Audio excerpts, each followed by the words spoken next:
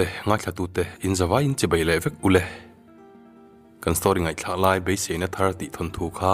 chapter 5 kan ngai thla ka lo hun le ta ngai thla tu ten like le comment nu chia le vek kan tum don nia ngai thlang ule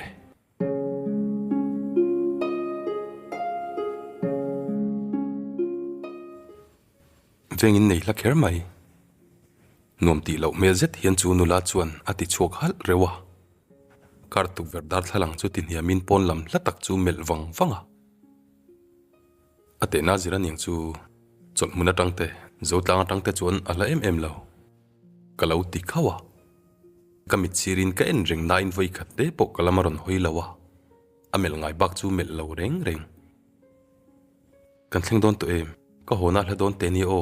katlai thiang lawang aron tilea tuna kho thim don ruai ani to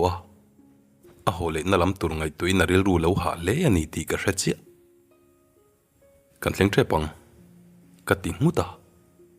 ka chana wang chon pon lam en reng to lavinaron hoi ve ta chawa amit meng chu dul raya ka chana wang chon alung oi lavani ti amit menga chon alang reng in omna paisoi theina nge ivan ne breu aron ti chon ka driver chu lo khisaka keiro in chanlet ka pe to lo henu hian ka du ai tam min tong tir to chu ka driver pon a riani kan in chu kan thleng ta dera motor atang chon chuakin in thazau tak chon ka pen thau thawa kan nuwa tim da ya min ran zui ve lak lak thom chu ka hrezuya kanau nen hian in mer hre ro kong khar kan lu rol chon ka tinga la kong min lo hon sak tu kanau chu angai na hrelo tak hian a han hoi deuh ha makti melero apurei lo kher mai min ron mel zoka a mela chon zo na te lim na te ka mu ni nun limi ni hi nun lim hei kanau lim te i ka ti chon lom ti hriat zet hian kanau chon a kut chu phar chuaka kanula hroi ho po chon rang zet hian kanau kut chu lo dom ve ya keiro chon kanau fanu duati ka lo pom dai to thung kan minga in ang chia chia nula iron hroi ho don ti min lo hril ma sala thatur itur te ka lo siam ve turania ti in kanau chon pindan lama min ron zui lu ta a o apur na lo lang te chu ka hriat mai mol lo ngai zong ne ya nupui te nei tur le fa ne ya chung ko din tur hian min hril fo to ke hian ka ngai sak mot si lo mei chia ka hroi ho ngai lawa kanau ngai dana chon ka bial nu ka hroi ho ni chu wanga lim le phur em ani mam khoi do ti kha limte khan no malo ti lawang zelo theilu tuk mai ti in nui har chungin kanau chona fanu chu ka kuta tang chona ron la to ti peng bula chon enga mo hril ru sar le ngal in minga in ang chawani leinem au ming le ka ming po in ang chia sin chu lo po chu in an na kan langa lutuk ti in khuma chon ka thuwa ka ngai to na kal ding le to veu bok chu kanau chona hre thiam aniang min ron kheu zawa amel thale mai u mei che mel that takani ani hi chu choto me su o afel karing te nia aron ti chon kanau chu rum mang khengin kamela ani la alom na samai kanin kara eng ma om si lo na wang chaw ron throi ho kani e chu tok mai em ka in thla kanga ka ron zom don cheunia ka ti zet na in thale chi in ka hrelawa karil ru ka thak le lai chon kanau bok nui ka ti zale ta in leng ka kom na tur bi ka khan lo om tir zo mai ta che in leng dang ka nei don po in ti boi ka du lawang e rong bol kebla cho inga ro se ka ti chon kanau mel in thlak dang lam chu ka en renga i bial nu mo ka tia ani lo tak tak ani mo ing ti ka nge nu pui nei don kan nu famin ngai to wang mai me nei chuan ka du me lo ka ti fo kho o ti a taw hong chunga fanu pom chuak chu enzuin kan nui saka nang pa hi hun nei lo chungin ka lo kala re tak min in nga tira ka ho na tur ngai tuina lom om veu lo ti in leng ka kom na tur bi ka lu chuan thin rim mit meng sen ram hian min lo ma chon nga la ka in bol ma sa zeta lo male thuro ka ting muta ka o chu thu pe o le to ka lo ti thang to lu tu ka mei che om nem zok koma han biak dan po ka hre to lo zonga ni hi thuta mai lo chon ala ding renga na in bol mấy ngak tur chu kan ni thau na in min ko chan te tal soi ta che ko u chung chang ani chu ka ring thawa ati lai mek chona phone chu ron ria tunge ron bia ka helo na in amit lum rang na samai engkim abula tangin min shil laka du ni engkim riat ka ti le lai mek chona phone ri beng cheng zeta wang chon ka tu soi lai chu ka top chota soi chun zom zel po ni la ngai thadon chuang lo a phone chu met top le chata phone silent na chang hre thi fin thlak idu chon han be potte ka ti ta luka ka thini na tur ta hau lo tu emonen thu poi mo tak kan soi dun don ani chuan pon lama min ti boi thei chu da mak hi ka chin da na ni ki ai na sang thok te thok kher lo te ne na thu poi mo kan soi don emo meeting kan nei don in phone ka keng ngai reng reng lawa kalau keng palani point ri chuak thei lo turin ka da nge nge chu wang chuan he nu poi ka te thei thak lo nakina ka be meang in thla rung fe chuan ati ya ma se chu mai zong in kalunga ti oi pha hau lo ka thut na tura thut pa chuan ka lu ka thing nok noka a chan lo chuan a ron ri le don ti ka chiang ani i biak nge yangai ni kha bero kalam hak don chenia ka ti le lai mek chuan ka soi ang tak takin ron be tu chuan ron be le ngal zata fiat taka kalau ena wang nge mani khur dar darina ma ron be tu chu changa ka boile tuk nakina ka ron piang che ti in thut thlenga chona thut naka aron betu thu sei chungai thla in amita khap sak saka amel chu chople chil hiana dang hal sop mai chanchin tha tak chu dong lo chiang ani naktu lama ka ti sia zanin chu kaman lo tak tak ani min tha thiam ram ro ti pa chon min ron mel zawa kalau en renga wangin zak mel chu pu ve ma sela amit meng thuk rai maya chon mit tu yan nai ti ka mu thei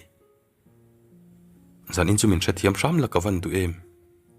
ati lai mek chona in rin ma ina mit ti chu ron far zau mai mundang hoi sonin noilam bi tlat ma sela chu amit ti chu ka mu man lutuk ngoi rengina lu bu ngat ngata ma se kama thei lawang kaman huna karon bele don chenia ti na soi zo rol chon phone chu met topa atu soi top lam phei chu maron betu chuan a hriat karing lo noilam chu la bi chal le ngal badroom kalo manglok te ngem ti pa chona mit noi zo hian ron hoi chuaka a o tha taka chuak turina in thunun na sahle in karing tra o tria win min betlat lo mase o ero a zoi le thung bolin ka ko zawa chona lut ngala aum rei ma aron chuak to don love mokati nuwa aron chuak ve ta rama amit sen ram thup na na mai te chu a phi u hliam le ngal chuti chung chona mit tuet lana sa hle ti ero mol tak kani lo wangin ka hre theya atabri ka hre theilo nan tui ring tekina her ho ngei bokang amel nung ho lo chu dang deu bam le ngal kamita thip lu tuka kamai ka phi tamai lo male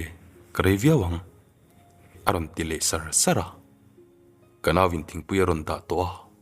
chu chu za zela akut zum sal chona khoi pa neu newa a u chung chang chau nilawa hinril ruha na nei ani ti chiang reng ani don kha kalau ti supa atu sei chu ka ring ho lo ma se ka chan na chona ti lom tok le thung o thian khar kharin min ron ena athil ti tur chu chak ho lo ti ka mu vek mai hupur ngoi mela pu ni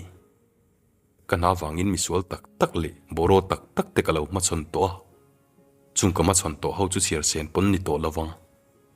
mi kama chon to an mi ta tak ka in hian an zam thina an mit le melan dana tang hian thil zong zong chu shelo maila atlang pui thu in rin dan ka nei chu dik ngei bok antin nge ka soyang aron ti hala au ki chu zang khai mi lo ki chu na du lai tang soi tan turin ka shila henu hian do ta soi karing thei tat lo do soi turin aril ru thiang lim reu tlat mi hau sa kan ni lawa kan unaw chaw ko sa kan ni ti in bul han tan te ya a u chon mangai takane ya chunu po chona du ve le buk voitam u chu ru turin a shila ma se a u chuan aru du ngai lo thung ru ka bultan hi ka du lo ti in lian sanga chona nar ve tanga ma se a mangai me chia chuan aron kalchil fo wangin an che sual ti lian sanga chuan a zep boi lawa chu nau bula po soi vekani school ka kal theinan ka u chuan pol som pani bak le kha zir lo arem rema in loa chuti chung chuan ko than le khotlanga in mana thul chuang lo in lo fa ve me lo ngai zonga alo du ve em chu ko u pol lo masin ti in za ho lo hian han nui saka anui zong chona biang sum chu kwar deuh da ka anui mela re chia ti a chona mui noilam lang phir deuh riak te chu ma ne na in me tak zetani inu le pa te chuan an thi sanna che u rei to em kati chuan chung lam hoi zawina lu thing mat mata amit tui bok churon nam le triam triama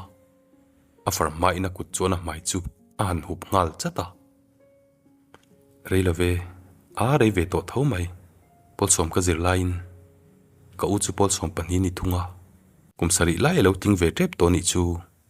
mase mani angrenga khan kalangai arola nu le pa chan chu sung to na poi ni sung to phabik mi lawang aron ti sap sapa khalam khachu du to ri teang ka vel che ni ringo talom ti in ka han nuya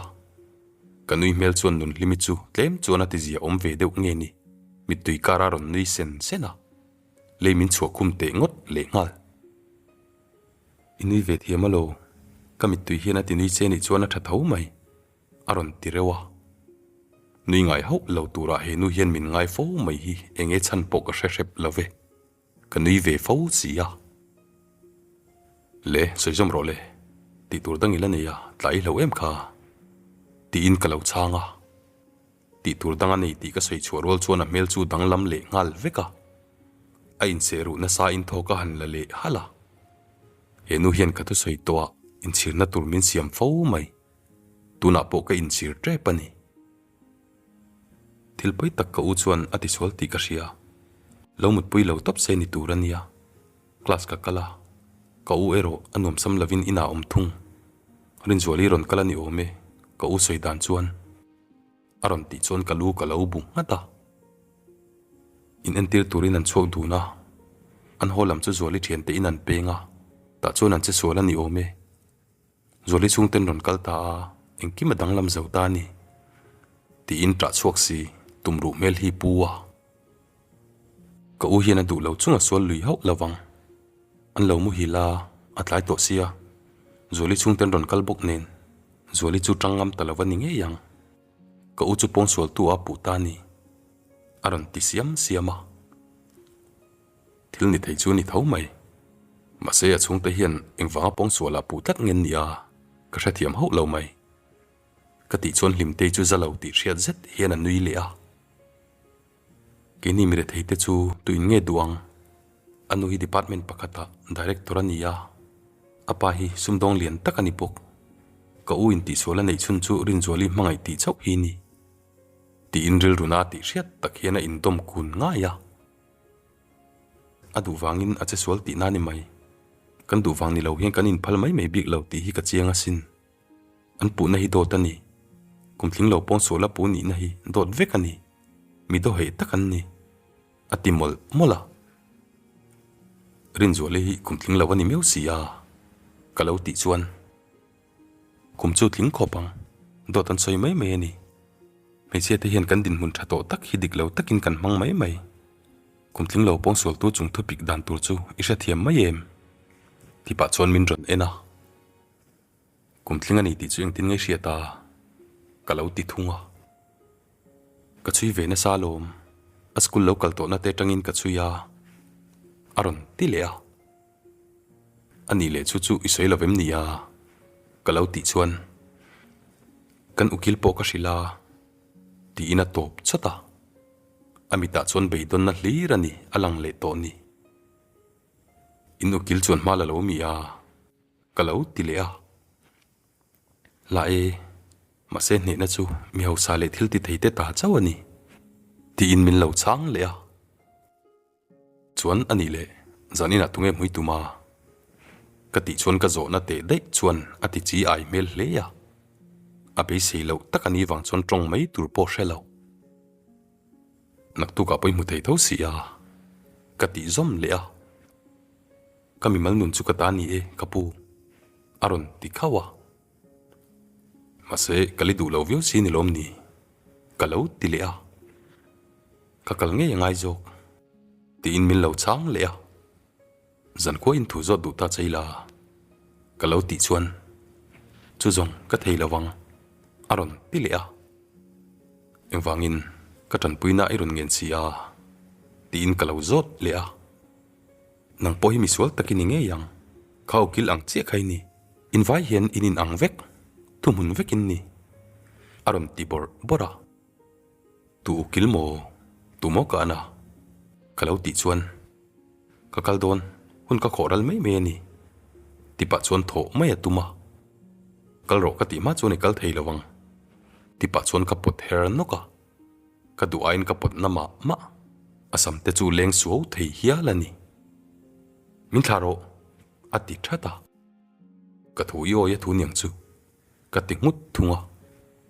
enge ka ti le tur om kal ka du ka kal nge yangai ti inaron tra o le triau to min lau le ti amit meng boy em a chona lang reng ka thla don chenia ma se ila omangai ka ti nguta ai teu lau min kal ti ro ka utan ka beidon ani chuan ka mu nge tur mian omani aron ti le a chu tunge kalau ti vat thunga kan ukil ti chawin min changa zan a hian mo kalau ti chuan paisa roi na tur ka nei lo ma se ka ti lom mai thin i se thiam to em aron ti chuan a mit ti chu tla hau lo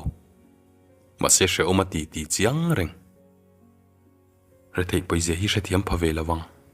re thei na chun kan du lo khonga min hruai zel ani hi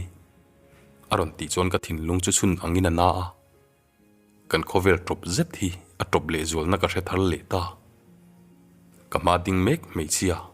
akuta ka chel mek chuan to ta soilo ti ka chiang na samai si do soi turin mi do zep takani tlat lo engmo han soi non le te ka ting huta ka utang me ka chu thei nan ka thiang lim na ka da khamani chu ma se hei ka u chu alaron chok mi lo mi pakhatina du huna ko thei mi chia mai kani to hewang tak hian ani ka u chu ron chok se ka du em ni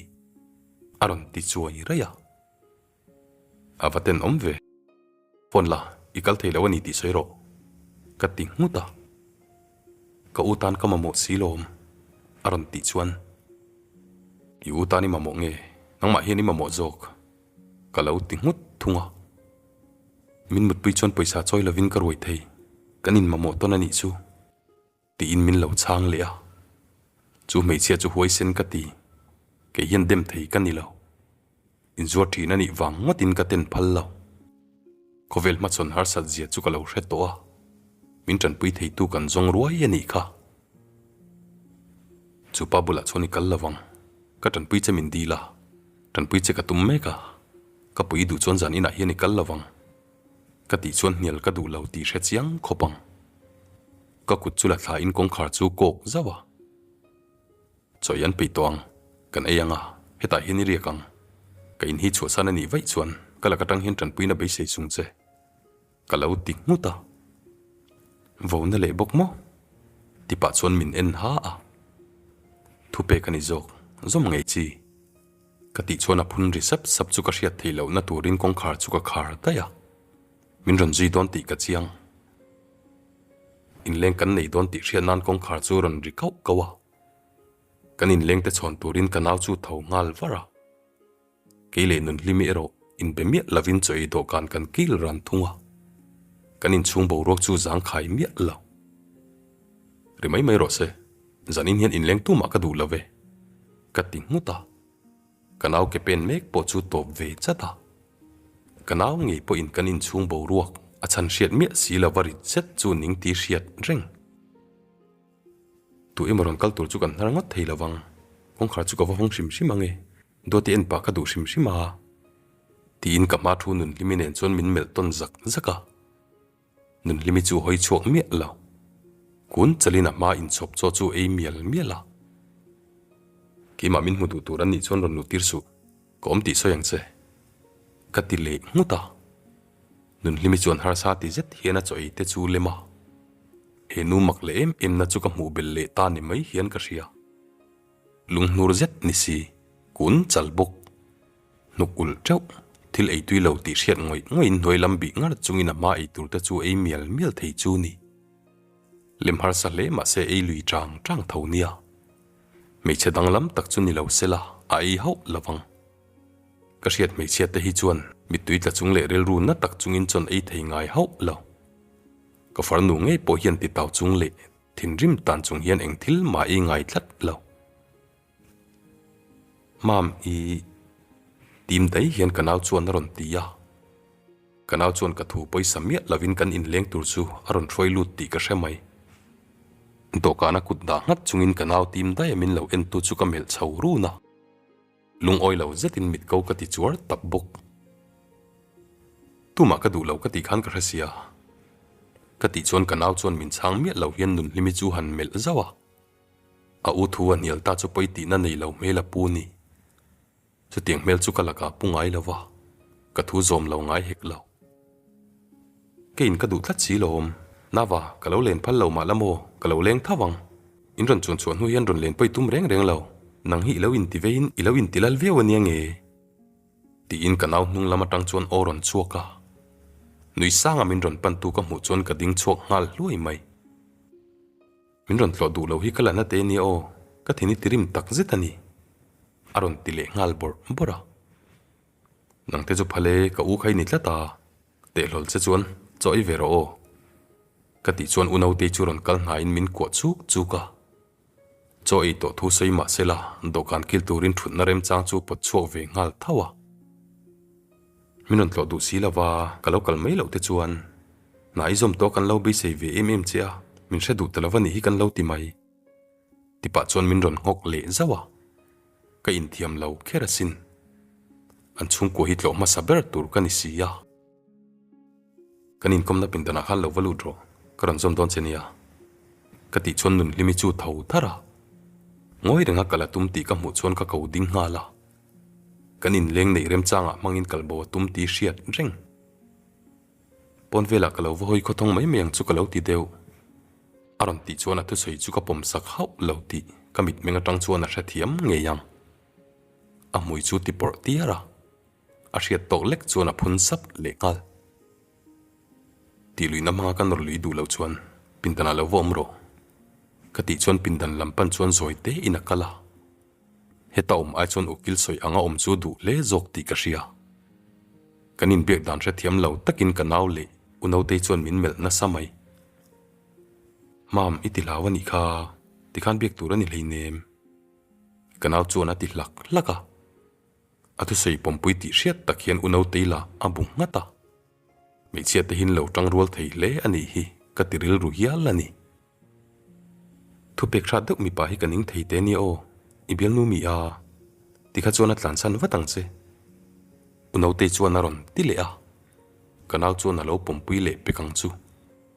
kabial nu ni lo ti ero soi non sek ka pe lo soi ngai soi non chen mi kan itlat lo unote leng reng ro kha in leng kan ei sia kanin mukhat le na in ron len ka tum thawa karon tlo lok lo cheu wangin thupa karon choi emang kati chon unote chu bungat ngata lian sanga kha ls to zawini to sia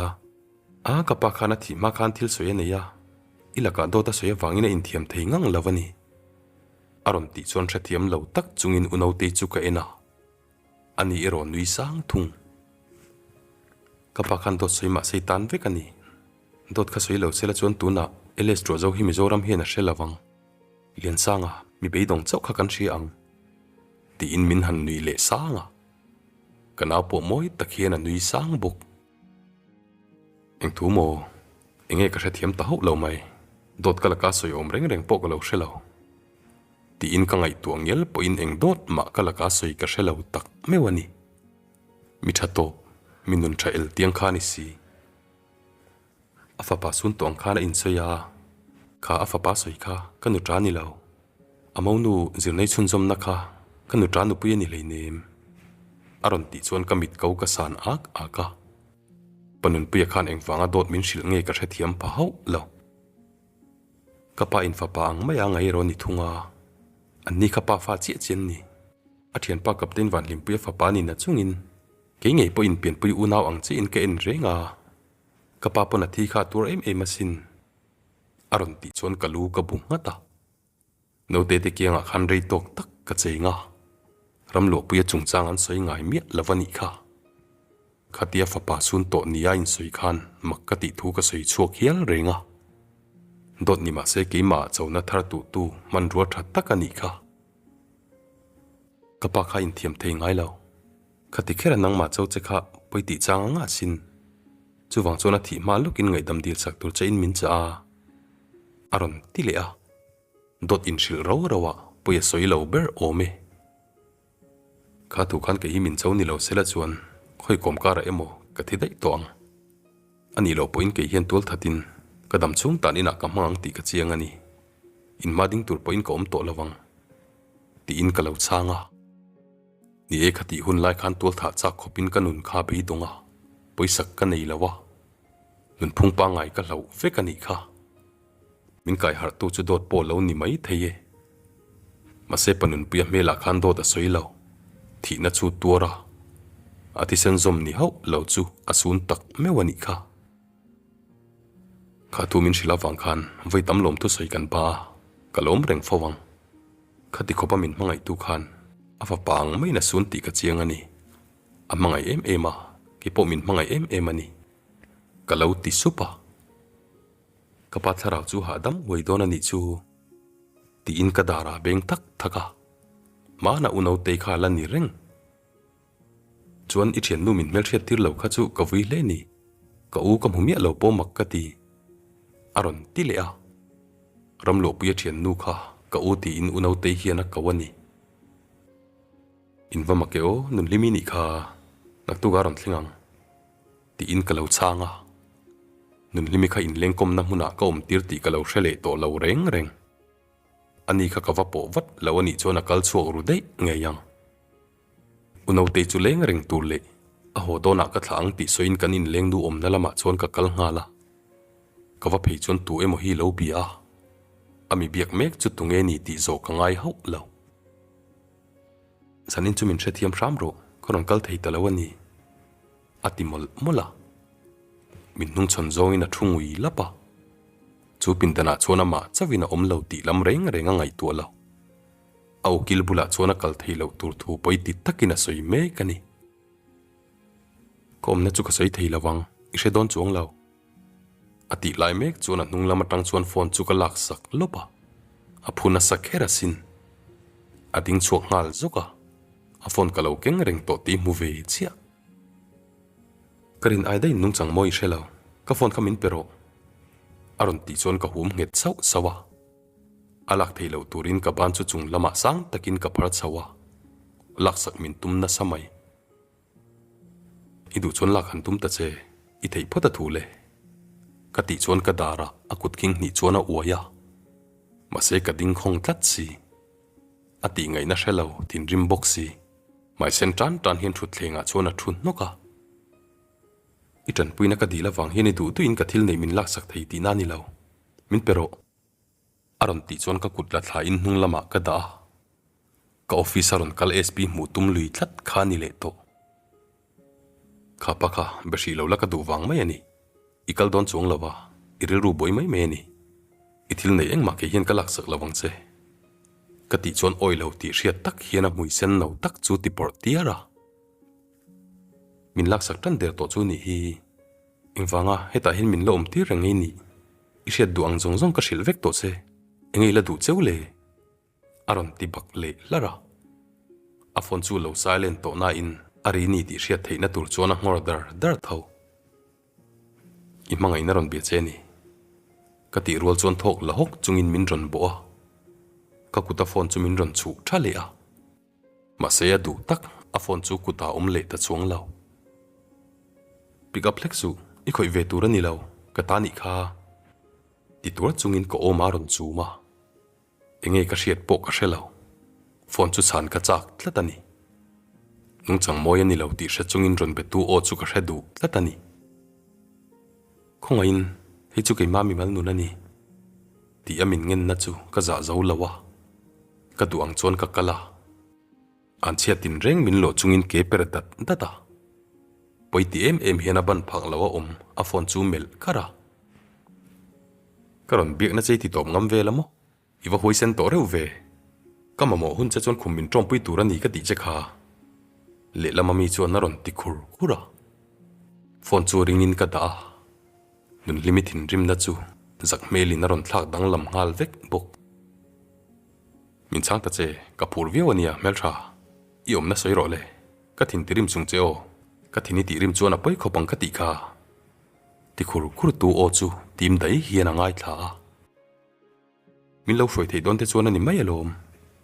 ti in ka ma ding mi chia chuan ka thu ho lavin ama hroi tur chuan a hrilani chu rum zet chuan ka mela ani ero min en du der lo meltra iom na soi ro le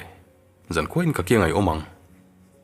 le lamarun betu chu phul le ti lang reng aom na venga soi don chon min ron mel ve ta troka anin biak na shelo ang makin ka lo om thung vai va kona ti in ngai to lok na om hau lavina om na veng chu don mang chuana han soya chu pa chu khoya tangin nge ron kal don ka shelo na kan ina tanga vai va kona thlen hun tura hisab ve ti lang reng mai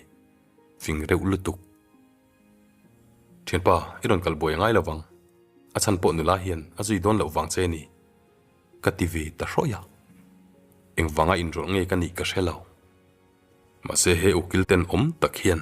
adu zong zong chu ol sam takina nei to hau lawang lanun himika phone pero tu phiang san nge ni a aron tingal khur kura alung oil vina bula chon omila min nek rep du nge yang ma se tin rim na chon kan nuya ti zatlat in sum tak chungin kan nui lo thei si lo abedu cheni karing han betele kati dam thluama han soi mai tur nun limi chon a hrelo kala ka thin rim em bok ni e ki po ni la sei tur ka hre hau lawang zana na men lavina tu mek sia hur hernu khapa khatunge nang hian ka thula vin mi pailo mu mo ka tai ni kha ka ta aron ti chon ka bulading mek nula chu alu hainge atlu mai don ni in ka ria thiana tungai ni ka shelo ma se he nula ita ai ngai hi ka ta ni ka ta chu tumin chu puima ka du lo ka ti ve ta khola do ta ni chu ani khani zan luka po ka ta ka chiam asin ama mo ka ti ke hi min mamo a min ti lom renga ngai aron ti bora aron insoi thei na chule mi palak tlak lo takani ti chiang ani avan poi ve idu mai che hi chang lo tin ka soi dat mai ange kanula mai ni lo kanu pui ani kanu pui hi lo ti boile to ngai sung che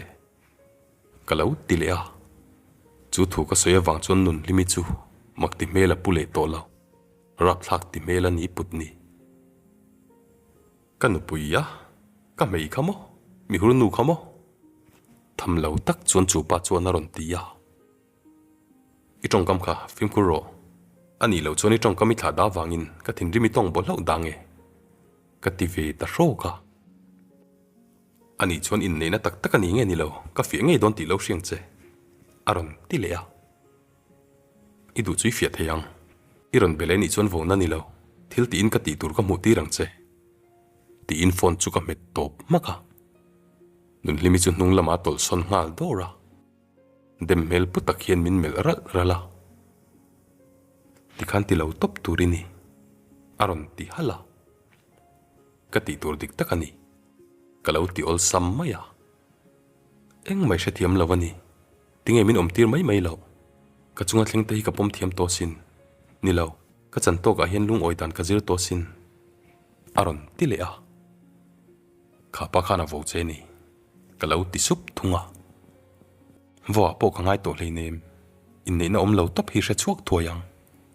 aron ti le a kanin nei mayang chu atul te chuan kalau ti ol sam maya ka soi ol sam lu tuk chu ke point mak ka ti zo kani me chiate infiam na ang leka ka ngaya infiam na chu ke hian ka ban san to in ka resi